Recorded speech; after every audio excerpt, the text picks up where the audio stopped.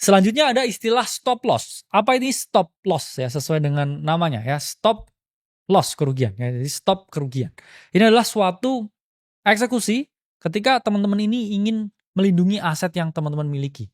Misalkan teman-teman beli aset itu di $500 dan toleransi kerugian teman-teman itu ada di 490. Misal, ini kalau harga turun ya di bawah $500 karena saya beli di support kuat $500. Kalau dia turun di bawah 500, saya akan cut loss di 490. Nah, itu adalah batas toleransi risiko. Ketika teman-teman mau pasang stop loss-nya, ketika teman-teman nggak mau rugi lebih dalam dari 490. Karena ketika dia ke 450 ya, teman-teman itu udah rugi sekitar 10%. Ya, jadi teman-teman nggak mau rugi ya lebih dari 5%, saya stop loss ketat. Nah, itu adalah suatu eksekusi, suatu metode, suatu perlindungan yang teman-teman lakukan ketika teman-teman ini memasang yang namanya stop loss. Dan praktik dalam trading, ya misalkan teman-teman buka posisi 100.000, saya nggak mau rugi lebih dari 10.000. Ya, jadi ketika aset itu drop 10%, teman-teman udah melakukan yang namanya stop loss. Dan ini penting bagi trading, terutama ketika teman-teman margin trading, leverage trading. Karena apa? Karena ada yang namanya margin. Kalau teman-teman pakai leverage ya 10x dan teman-teman posisinya itu drop 10%, ya posisi dari teman-teman ini bisa terlikuidasi ya. Jadi jangan sampai ya teman-teman margin trading, leverage trading tapi tidak pakai stop loss. Kita bahas selanjutnya yang namanya ATH. ATH ini adalah all time high. Ini adalah suatu istilah yang menunjukkan bahwa harga dari suatu aset kripto itu udah berada di titik yang paling tinggi dibandingkan titik sebelumnya. Ya, misalkan Bitcoin all time high di 125.000. Nah, itu menunjukkan bahwa sebelumnya Bitcoin ini nggak pernah ada di harga 125.000.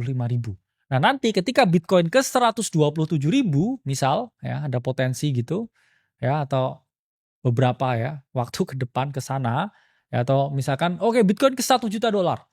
Ya itu berarti Bitcoin sentuh harga ATH-nya ya, atau harga all time high-nya. Dan di sini bisa teman-teman lihat ya, contoh misalkan Ethereum tembus 50 juta atau Ethereum ke $5.000, Ethereum ke $10.000. Nah, ini berarti dia menembus yang namanya all time high baru. Praktik dalam trading ya, ini teman-teman harus hati-hati. Kenapa?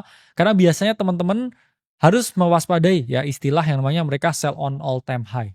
Jadi ketika harga itu all time high, banyak orang yang berbondong-bondong. Kenapa? Karena mereka mikir, oke, saya udah cukup cuan, saya nggak mau terjebak euforia. Dan biasanya ketika setelah all time high, harga dari market, yaitu adalah harga dari suatu aset itu reverse dan dia mengalami yang namanya penurunan. Selanjutnya ada yang namanya pump and dump. Ya, jadi pump and dump itu adalah suatu skema manipulasi di mana beberapa kelompok tertentu berharap ya harga dari suatu aset ini mengalami kenaikan atau pump, dan ketika dia pump, dia akan nyuruh orang ini untuk beli ya, atau orang ini masuk ke posisi. Nah, ketika orang masuk posisi, yang terjadi selanjutnya adalah dump atau harga ini mengalami penurunan. Kadang juga ya, ini juga terjadi di dalam suatu skema yang mana market ini terlalu volatile. Ya, kadang di dalam intraday Bitcoin kita juga bisa ngomong ya ketika Bitcoin ini naik dan juga turun di sesi yang sama, itu pun juga bisa diomong suatu pump and dump. Ya, pump and dump yang mana itu asetnya kecil, ya orang bisa ngomong ya market manipulation atau market influence dan lain sebagainya. Tapi kalau marketnya gede levelnya Bitcoin, ini mungkin ya kita ngomong juga suatu manipulasi ya dari para whale. Jadi jangan FOMO ya intinya.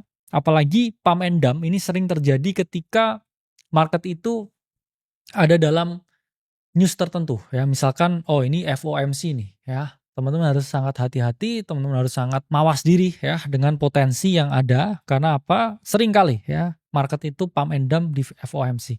Atau juga ketika weekend ya. Misalkan minggu malam ngepump ya, biasanya Senin pagi retrace dan seterusnya. Selanjutnya ada whale ya. Whale itu paus. Ya, paus itu merupakan suatu istilah bagi mereka yang memiliki aset dalam jumlah besar atau mereka yang memiliki cash dalam jumlah besar. Sehingga mereka ini bisa menginfluence pergerakan harga di market.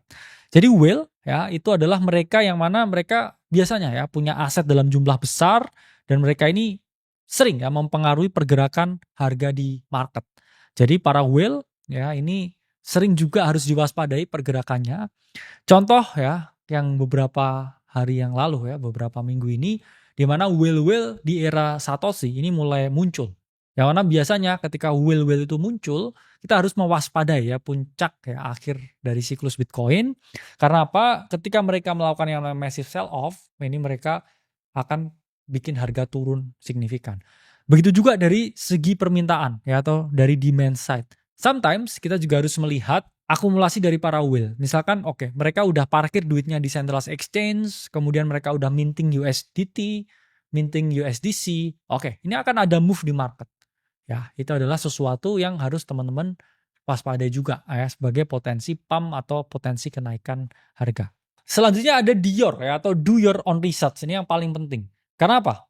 Market crypto itu adalah market yang sangat volatile. Kadang orang bikin suatu analisa, bikin suatu tesis, terus kemudian mungkin terinvalidasi dengan keadaan yang mana tidak sesuai lagi. Itulah mengapa sangat penting teman-teman untuk melakukan riset mandiri, meskipun dengar analisa orang lain, jangan ditelan langsung ya, jangan ditelan mentah-mentah. Dalam artian teman-teman harus oke, saya harus bikin riset sendiri dan saya harus menentukan dan juga mengambil keputusan itu harus sesuai dengan yang saya inginkan ya. Karena banyak ya orang yang nggak dior ya atau do your own research sebelum melakukan pembelian.